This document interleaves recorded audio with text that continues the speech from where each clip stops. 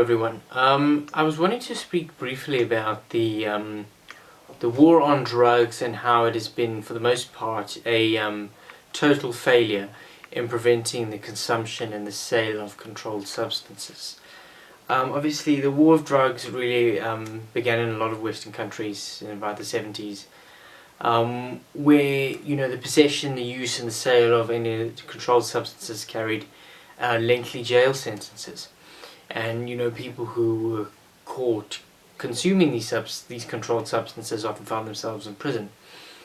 And for the most part, it is not these laws and these actions have not achieved the aims that they would have liked. It's actually made drugs cheaper and more accessible.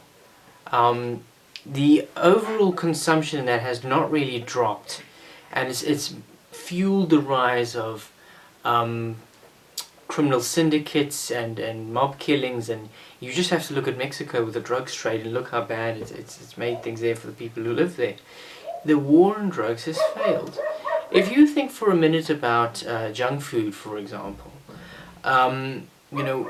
junk food's bad for you, but you can go to a supermarket and we can eat all the bacon and the eggs and all the fatty foods that we like because it's not regulated by the government. No one stuffs their face and I can eat all these things because it's legal. No one does that because there's no stigma around it. And the same is true for illicit drugs.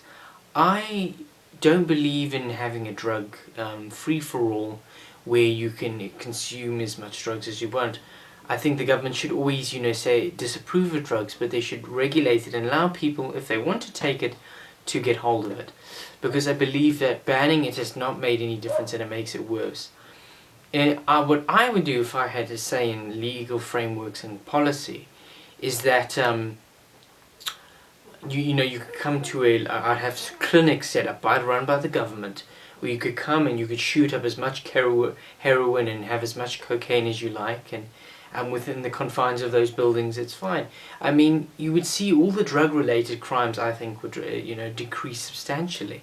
I mean, we're wasting the times of our criminal justice systems, our courts, our police officers, arresting and prosecuting people who really are not much that threat to society. Obviously, you have people stealing stuff to feed their habit, but that's because of the fact that the drugs are legal and they're so expensive. If it was legal, you'd probably see the price come down. It's not that these things cost more to produce, it's just that you're not allowed to produce them.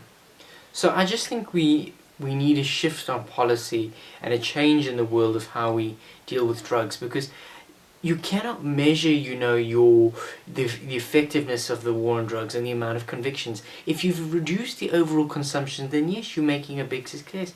But in my opinion, that hasn't happened. I just think that we're wasting precious time of our judicial systems around the world when they could be targeting murderers and rapists and child molesters and bank robbers and thieves instead of people who happen to be consuming controlled substance. My view is that if I'm doing something and it's not harming anyone else, I should be allowed to do it. Bearing in mind, when I say this, I've never used drugs, I don't drink alcohol, I don't smoke, I don't even drink coffee, so I'm not like a pot user or a drug addict myself, a junkie. But I believe in the rights of people to do as they see fit to their bodies, even if I disagree with it. So that's my opinion on the whole matter of the war on drugs and how effective it has been. If you want to understand more of the sort of stuff, there's a good film on YouTube called Breaking the Taboo. It's a very good documentary. I encourage you all to watch it. And again, thank you for watching. I hope you enjoyed this video.